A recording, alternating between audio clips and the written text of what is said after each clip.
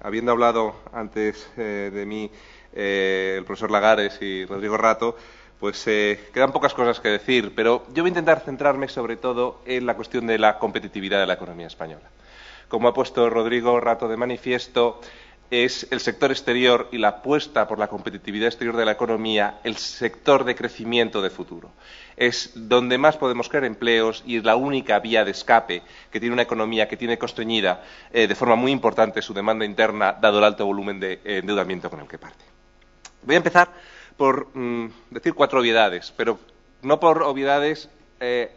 No es que no haya que repetirlas y además nos centran el debate sobre qué es la economía española y qué futuro tiene. Las 4 obviedades son sobre qué es la economía española. A veces se nos olvida, a veces en esta situación de desconfianza, a veces en esta situación de pesimismo generalizado, se nos olvida que la economía española tiene 4 características muy importantes sobre las que podemos hacer apostar su futuro. En primer lugar, es una economía desarrollada. Se encuentra entre las grandes economías de la OCDE, tiene una renta per cápita que en estos momentos se encuentra en la media de la Unión Europea 27, hemos llegado a estar en el 105%, pero al ser una economía desarrollada esto significa que dentro de ella tenemos muchos sectores productivos, diversidad de oferta, cierta capacidad de generación de capital humano de alta calidad, un Estado que funciona, más o menos, y una serie de instituciones que hacen que el funcionamiento normal de la economía sea el adecuado. Como consecuencia de ello, si se establecen estímulos adecuados dentro de la economía, la capacidad de crecimiento, la capacidad de generar oferta, la capacidad de exportación crece muy rápidamente sobre una economía que tiene estas características. En segundo lugar, es una economía abierta. La economía española tiene un grado de apertura en torno al 60% del Producto Interior Bruto, una de las más altas de la OCDE. Apertura no solamente en términos de intercambios de bienes y servicios con el resto del mundo, sino también de intercambios financieros. Esto significa que la economía española está inserta en la economía mundial. Los avatares de la economía mundial nos afectan, para bien y para mal. No se pueden hacer políticas exclusivamente mirando hacia la economía española. Y todas las políticas económicas deben tener como objetivo fundamental integrar más la economía española dentro de este mundo globalizado. En tercer lugar, la economía española pertenece a la Unión Europea, la Unión Europea 27, el mayor mercado del mundo. Esto significa que no tenemos límite al crecimiento de nuestro mercado exterior. Existe un área organizada, con reglas, en el que el nivel de barreras comerciales es muy, muy bajo, en el que desarrollar nuestra capacidad de crecimiento. Simultáneamente, es un área donde nuestros competidores de otros estados de la Unión Europea pueden entrar en nuestro mercado interior.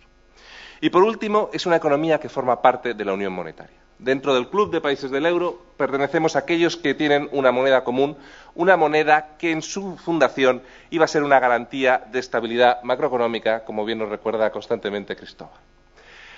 La pertenencia a la Unión Monetaria implica gran capacidad de intercambiar flujos comerciales de flujos financieros con nuestros socios.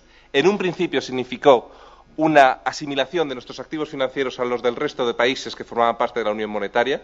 Con el andar del tiempo y la acumulación de endeudamiento se ha producido una diferenciación dentro del área, pero en principio hay una potencialidad de asimilar los activos españoles a de los países centrales de la Unión Monetaria, y también implica una serie de responsabilidades por parte de los países que forman parte del área euro. Fundamentalmente ya no cabe recurrir a la devaluación como método de ganar la competitividad que se ha perdido por problemas internos de inflación o de crecimiento de los salarios. Lo cierto es que esta economía es una economía que lo ha hecho relativamente bien en los últimos 15 años. En 1995 teníamos 12 millones de puestos de trabajo. Hoy, incluso en la crisis, tenemos 18 millones de puestos de trabajo. Es decir, hay 6 millones de ganancia neta de nuestra pertenencia a la Unión Monetaria y a la Unión Europea. En nuestra punta llegamos a tener casi 20,5 millones de puestos de trabajo. Es decir, una capacidad de crecimiento de un mercado importante, una capacidad de creación de empleo importante dentro de la economía española. Claro, nuestro acceso al euro supuso inmediatamente la capacidad de acceso a un crédito que hasta entonces las empresas y familias españolas no habían tenido.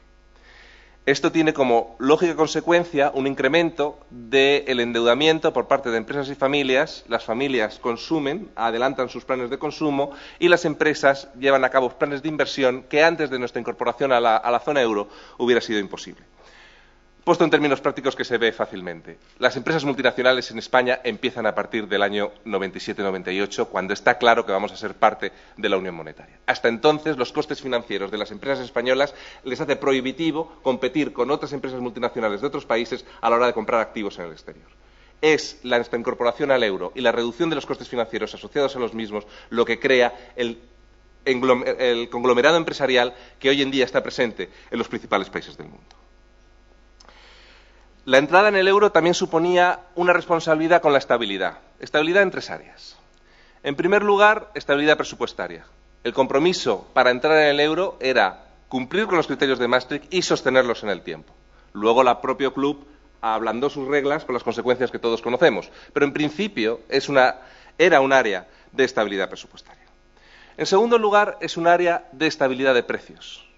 Las condiciones para entrar en la Unión Monetaria era tener la inflación baja, controlada, al nivel de los países más bajos de la Unión Monetaria y sostenerla en el tiempo. Luego me referiré a esto porque es donde más hemos fallado desde nuestra incorporación al euro. Y en tercer lugar, estabilidad cambiaria.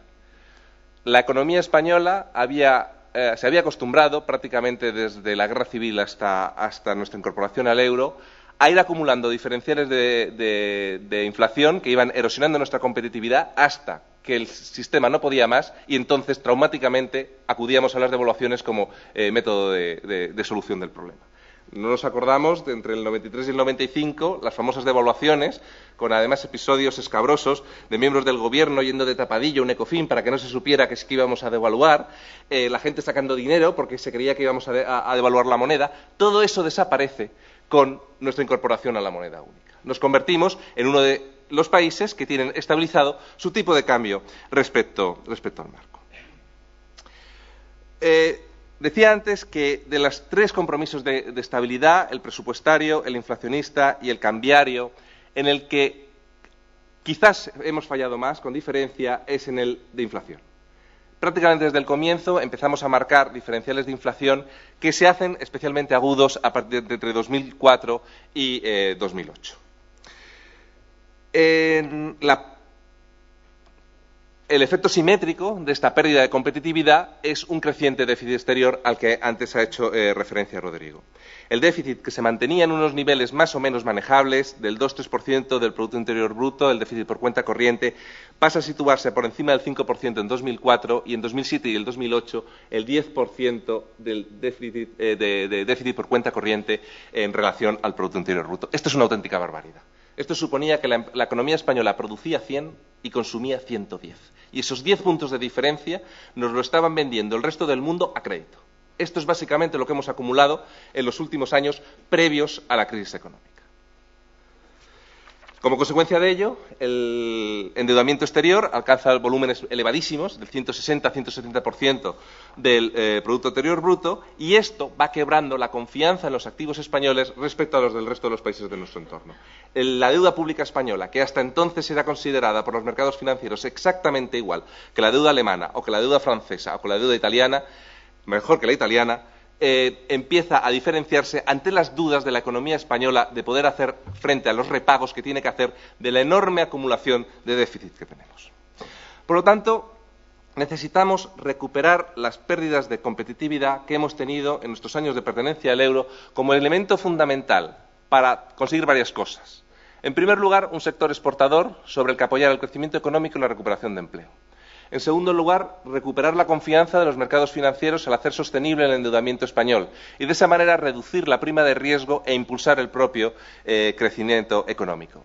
Y en tercer lugar, ir hacia un modelo de crecimiento más sostenible y más estable, con menos cambios en los patrones de demanda que fuercen al traslado de una parte importante de la población activa desde unos sectores a otros. Me explico. El sector de la construcción creció de forma sobredimensionada, quizás ahora está infradimensionado, pero en su momento creció de forma sobredimensionada, generó una acumulación de experiencia y de capital humano que era insostenible en el tiempo y ahora hay que conseguir trasladar toda esta parte de la población activa hacia otros sectores de la economía con el consecuente gasto en términos de costes de desempleo, formación, pérdidas de horas de trabajo, etc. un crecimiento económico mucho más basado en el sector exportador, en el sector industrial y más sostenible en el tiempo, evita estos vaivenes importantes de la demanda que genera, a su vez, fuertes fluctuaciones de los trabajadores entre unos sectores y otros. Bueno, ¿cómo estamos en competitividad si comparamos el año 2000 con el año 2010? Bueno, pues tenemos, a pesar de la crisis, un déficit por cuenta corriente que todavía se sitúa en torno al 4% del Producto Interior Bruto. Esto es muchísimo, teniendo en cuenta la fortísima recesión que se ha pasado en 2009 y en 2010 y el mísero crecimiento que tenemos en 2011. Es decir, a pesar del hundimiento de la demanda interna, a pesar del hundimiento de la inversión y del consumo de las familias españolas, seguimos importando mucho más de lo que exportamos. Esto sencillamente tiene una explicación que antes la ha dado Rodrigo de forma clara. Somos caros. Los españoles, al precio al que vendemos, prefieren comprar fuera. Y los extranjeros, al precio que vendemos, no nos compran. Esto, que es una generalización, por sectores, tiene matización. Pero lo cierto es que la economía en su conjunto es cara. Esto no quiere decir que no estemos exportando. De hecho, aquellos sectores que tienen capacidad exportadora están creciendo a ritmos cercanos al 20% en 2010 y en 2011. Pero simultáneamente tenemos fuertes crecimientos de la importación y fuertes déficits por cuenta corriente, como decía anteriormente. Si miro los precios, si miro cómo ha evolucionado el tipo de cambio real, es decir, lo que ha evolucionado el tipo de cambio corregido por la inflación, frente a la unión monetaria hemos perdido en los últimos 10 años un 10%, prácticamente un punto por año. Aquí no hay devaluación, aquí no hay tipo de cambio, simplemente entramos en el euro, seguimos fijado el tipo de cambio con los demás países que forman parte de la unión monetaria y ese 10% ha sido prácticamente la acumulación de un punto diferencial de la economía española frente a los países que forman parte de la unión monetaria. Por cierto, una inflación salarial que también ha crecido 10 puntos por encima de los países de nuestro entorno. Lo paradójico de la economía española es que el salario real no ha crecido muy por encima de lo que ha crecido el salario real en los países que forman parte de la Unión Monetaria, pero sin embargo, precios y salarios han crecido 10 puntos por encima. Pero claro, tú vendes con precios nominales, no vendes con precios reales. Y por lo tanto nos hemos vuelto mucho más caros que los países de nuestro entorno. Si ya nos comparamos contra Alemania, la apreciación del tipo de cambio real español es del 15% y ya contra el Reino Unido, que ha tenido una devaluación de caballo, pues del 53%.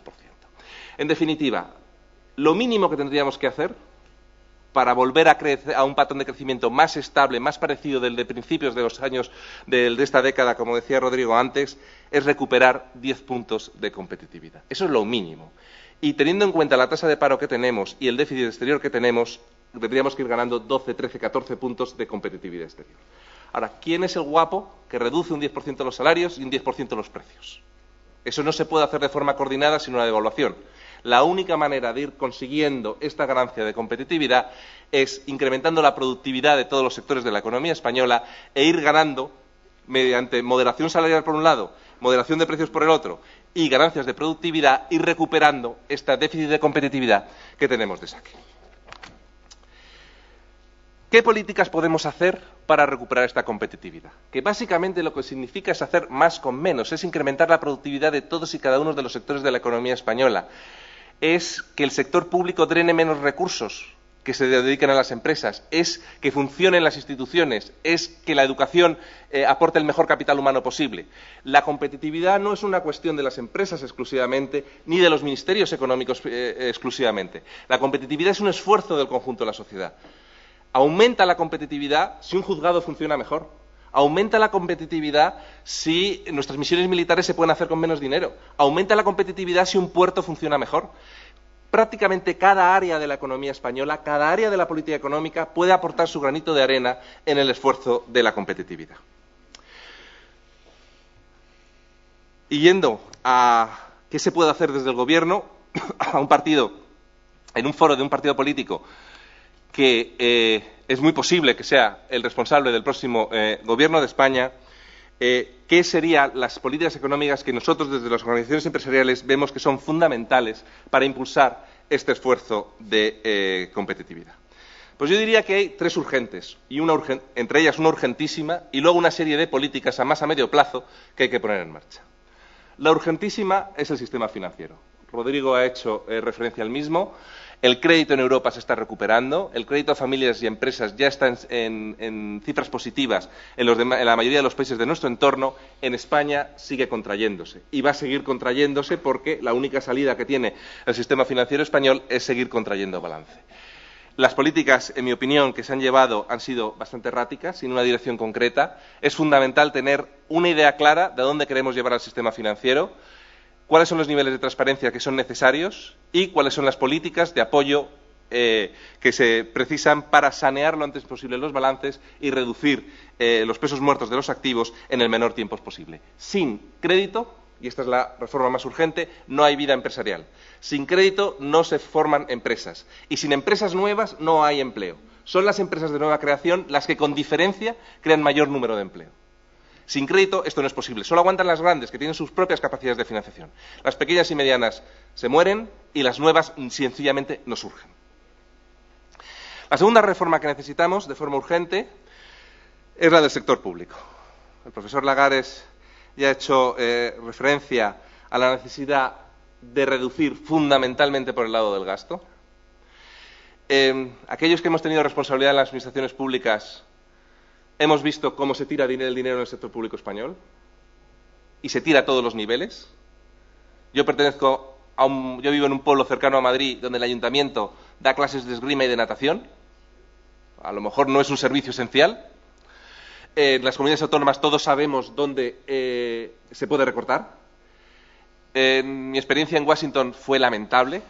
Ver el rosario de administraciones públicas que pasaban por Washington sin tener un fin concreto. Esto era algo verdaderamente demencial. La embajada española dedicada a hacer agendas imposibles de cientos de responsables políticos, tanto autonómicos como nacionales, que no tenían ningún contenido, pero tenían que pasar por Washington. Esto tiene que acabar. O sea, las administraciones tienen un peso fundamental en la capacidad de recuperación de una economía.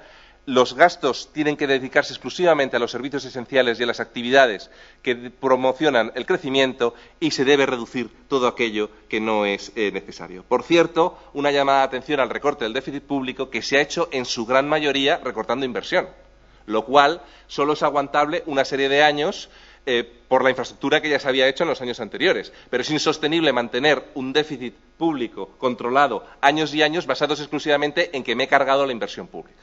Esto es insostenible en el tiempo. Hay que atacar los elementos de consumo, los excesos de empleo público donde los haya, organismos autónomos y empresas públicas que ya se han empezado a recortar, una política de infraestructuras pensada, unos precios públicos adecuados, etcétera, etcétera. Hablando del sector público, una apostilla a la cuestión impositiva. Estoy totalmente de acuerdo con lo que ha dicho el profesor Lagares. Solo que yo pondría la reducción de cotizaciones sociales delante en el carro. Es decir, dado la situación de desempleo en la que estamos, la necesidad de ganar competitividad, la reducción de cotizaciones sociales de una manera significativa es la mayor aportación que podemos hacer a ayudar al empleo. No lo consigue ganar la competitividad perdida exclusivamente con una bajada de las cotizaciones sociales, pero ayuda a que los precios vayan en la dirección adecuada y a suavizar los procesos de negociación colectiva que necesariamente tienen que ir acompañando al proceso de ganancia de competitividad. Una bajada de cotizaciones sociales es cara. 5 puntos de bajada de cotización son 12 o 13.000 millones de euros. Habría que reflexionar si no hay alguna figura tributaria que podría compensar parcialmente esta bajada. Yo lo dejo ahí encima de la mesa. Tercera reforma, imprescindible, mercado de trabajo. Bueno, la tasa de paro española es del 20,9%. La de la media de la zona euro, el 10%. En nuestro mejor momento fue del 8% frente a un 7% de la zona euro. Es decir, nunca hemos estado cerca de la tasa de desempleo europea y, como decía Rodrigo antes, nuestros ajustes se realizan vía cantidades, se realizan a lo bestia. Cuando entramos en recesión, destruimos una inmensa cantidad de puestos de trabajo. Cuando entramos en expansión, somos capaces de crear un gran número de puestos de trabajo. ¿Por qué? Bueno, porque la sociedad ha decidido dividir en dos la población activa. Trabajadores protegidos y trabajadores no protegidos. Cuando estamos hablando de una reforma laboral en España, no estamos hablando de un conflicto entre empresarios y trabajadores, o de entre organizaciones empresariales y organizaciones sindicales, como muchas veces se transmite en los medios de comunicación. El verdadero conflicto es entre trabajadores protegidos y trabajadores no protegidos. De hecho, en nuestra sociedad hay una expresión que es muy gráfica, dice, me han hecho fijo. Es el primer escalón en el ascenso social, porque has entrado en el sistema de protección, en el sistema de aquellos trabajadores que están aparte de los acontecimientos que ocurren en la economía. No les afectan las recesiones, no les afecta la inflación, no les afecta nada. Esto es muy importante porque cuando estamos hablando de la dualidad del mercado de trabajo, de los problemas de la negociación colectiva, a las que antes ha hecho referencia Rodrigo, o del por qué los salarios en España se comportan de forma distinta al de los países de nuestro entorno, en la raíz de todo está esta diferenciación entre dos grupos de trabajadores muy diferentes, que por cierto están muy ligados a la edad. Los trabajadores a partir de 45, 50 años, 40 incluso, ya están dentro del sistema, son los trabajadores jóvenes los que no están dentro del sistema de protección. Como consecuencia de ellos, son sobre ellos sobre lo que recae todo el ajuste en las épocas de recesión y sobre ellos sobre los que se genera la mayor parte del empleo en las épocas expansivas. Entramos en el euro, entramos en la Unión Monetaria y, sin embargo, nuestras estructuras básicas del mercado de trabajo, nuestras instituciones básicas, nuestros sistemas de protección permanecieron prácticamente inalterados. La única innovación importante que se ha producido desde la Constitución hasta ahora en el mercado de trabajo fue la introducción en el año 84 de los contratos temporales, que crecieron lógicamente de forma exponencial hasta suponer cerca de un tercio del conjunto de la población ocupada. Por lo tanto, tenemos dos tercios de trabajadores protegidos, un tercio desprotegidos, que es sobre los que recae la mayor parte del ajuste. En España el ajuste recae sobre un tercio de la población ocupada. Es sobre estos trabajadores sobre los que cae de forma fulminante los efectos de la recesión. Y esto hace de nuestro mercado de trabajo uno de los más injustos de la OCDE. ¿Qué podemos hacer? Pues claramente hay que ir hacia una mayor convergencia de las condiciones laborales. Hay distintas formas de hacerlo. El Gobierno ensayó una el año pasado, que fue intentar generalizar el despido a 20 días para los trabajadores fijos con causa objetiva. Lo cierto es que esto no funciona porque se estrella una y otra vez con la práctica de los tribunales de justicia. Tenemos que ir a políticas mucho más agresivas. Llámense contrato único, llámense sustituir el coste del despido por un plan de pensiones como han hecho en Austria o en otros países de nuestro entorno. En cualquier caso, tenemos que ir a una reducción de la enorme diferencia entre los trabajadores que están protegidos con altos costes de despido y frente a aquellos que prácticamente carecen de protección. Porque eso tiene luego una enorme influencia sobre los salarios. Los salarios en España están básicamente indexados a IPC. Esto significa que cuando hay una subida del precio de la energía o cuando hay una subida del IVA, los trabajadores protegidos, y por cierto los pensionistas, no se ven afectados. Si sube el precio de la energía porque hay una guerra civil en Libia, no lo pagan ni los trabajadores protegidos ni los pensionistas en España. Lo paga el resto de la sociedad, que son las empresas y los trabajadores no protegidos y los parados. Esta es la distribución que hemos decidido con nuestras instituciones del impacto en IPC sobre salarios. Esto tiene como consecuencia que el año de mayor subida del salario real en España fue el año 2009. Año en que se destruyeron 800.000 un millón de puestos de trabajo, fue el año en que más subieron los salarios en España en términos reales. ¿Por qué? Porque mientras el cinturón protector de los trabajadores protegidos no adelgazó en términos de reducción de trabajadores temporales lo suficiente para que empezara a haber amenaza de desempleo en los trabajadores centrales, los sindicatos no empezaron a aceptar programas de moderación salarial. Y esta no es que haya ocurrido en esta recesión. Si vemos las cifras de la recesión anterior, ocurrió lo mismo. Y en la anterior ocurrió exactamente lo mismo. Es decir, reaccionamos con 18 o 24 meses de retraso respecto al resto de Europa en salarios porque, al fin y al cabo, el trabajador indefinido, que sabe que no va a ser despedido porque su coste de despido es muy alto, le da igual seguir manteniendo una presión salarial alta sabiendo que él no va a ser despedido. Por eso hacemos los ajustes vía cantidades.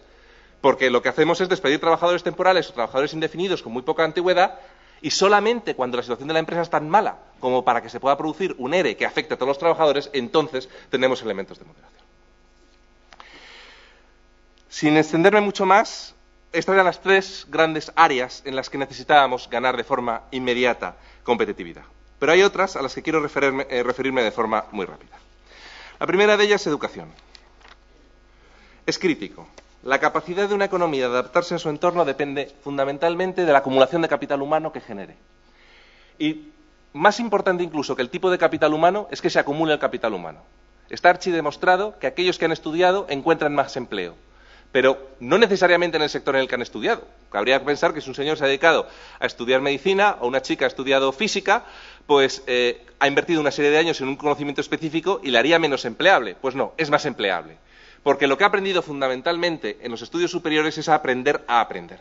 Ha aprendido a adquirir nuevos conocimientos con los que adaptarse del sector. ¿Qué nos encontramos en España? Nos encontramos con la tasa de salida anticipada o salida antes de tiempo del sistema educativo más alta de la OCDE. El 28,4% de los estudiantes españoles no terminan la educación obligatoria. Y, sin embargo, en la zona euro eso se reduce al 15%. Simultáneamente tenemos la tasa de universitarios más alta de los países de nuestro entorno. Tenemos un mercado totalmente dual, que luego también se refleja en la dualidad de nuestro mercado de trabajo.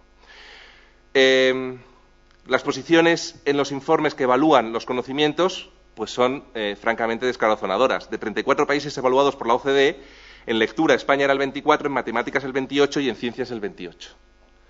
Y, sin embargo, nos encontramos con un país en que en las dos últimas legislaturas el debate sobre educación se ha centrado sobre educación a la ciudadanía o el número de horas de castellano en aquellas comunidades autónomas en las que tienen lengua propia. Me parece que el debate tenía que haber ido por otros sitios.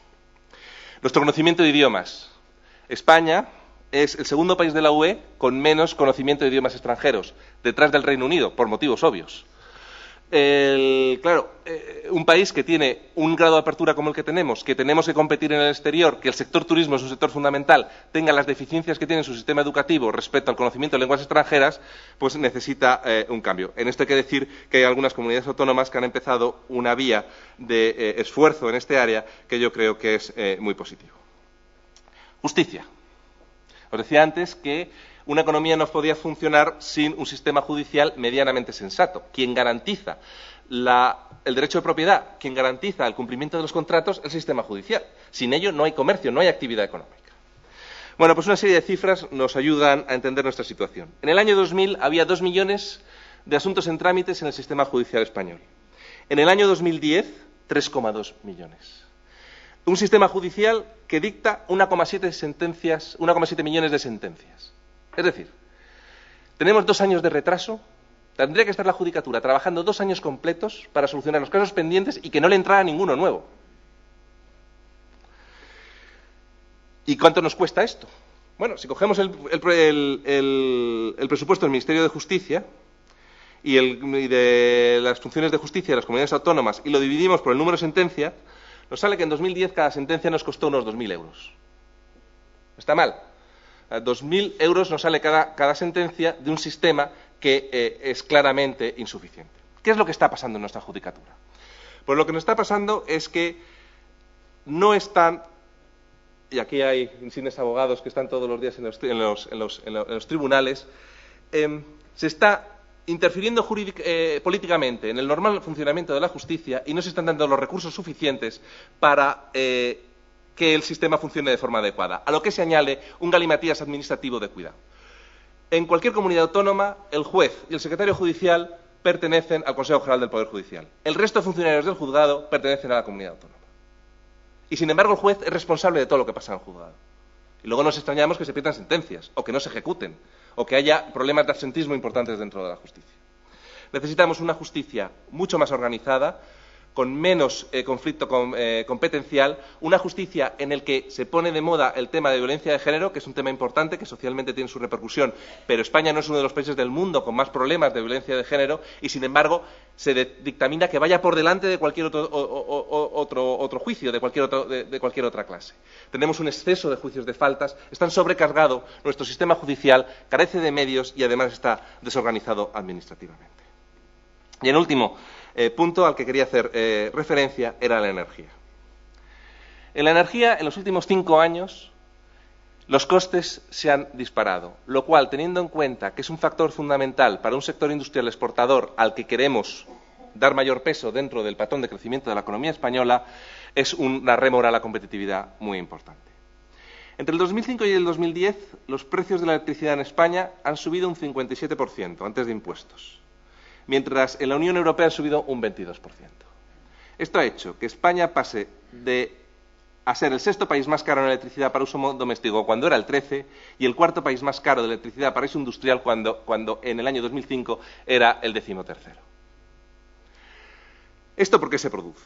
Pues porque se produce, si antes hemos hablado de políticas erráticas, en el caso de la energía yo creo que se lleva la palma. En primer lugar, se ha decidido no subir los precios de forma adecuada, apostando todo a que en el futuro todo se resolvería a través de una posible reducción del déficit tarifario. El déficit tarifario, cuando se instaura en el año 2003, tiene aproximadamente, a finales de 2003, unos 2.000 millones de euros que se deben al sistema eléctrico por costes de generación que no han sido pagados. Hoy en día nos movemos entre los 25.000 y 26.000 millones de euros. Por cierto, el mercado financiero asume que en algún momento el sector público asumirá esto, lo cual nos lo suma a nuestra deuda pública. Este crecimiento de los costes de la energía se debe a una política desbordada en energías renovables. Una cosa es apostar por una tecnología y otra cosa es... Claro, si a mí mañana me dicen que el 60% del coste de producción e instalación de una empresa de automóviles me lo paga el gobierno, yo me convierto en la empresa de automóviles más competitiva del mundo. El problema es que luego ese 60% que me paga el gobierno hay que pagarlo. Y lo pagan los contribuyentes. Y esto es básicamente lo que hemos hecho con la energía. Pero simultáneamente, mientras apostábamos por una línea ecológica, no se reducía lo más mínimo el consumo de carbón y además se apostaba en contra de la energía nuclear, que era la que tenía menos costes del sistema. Resultado, hemos sometido más y más y más costes al sistema. En principio no lo hemos sacado a precio, sino lo hemos sacado a déficit, pero el déficit existe en forma de deuda del déficit tarifario que hay que pagar, que va a seguir acumulando incrementos de coste para las empresas y para las familias. Estas subidas de precio que he mencionado anteriormente es sin pagar el déficit tarifario. Sobre eso, además, hay que pagar el déficit tarifario. Es preciso un cambio radical en la política energética, una política coherente, cuyo objetivo fundamental sea la reducción de costes, que apueste por la energía nuclear, que apueste por las energías que son más viables y cuyo fin último sea reducir la factura para familias y, sobre todo, para las empresas industriales. Y en el poco tiempo que hemos dispuesto, pues esto es más o menos la visión que quería daros. Muchísimas gracias.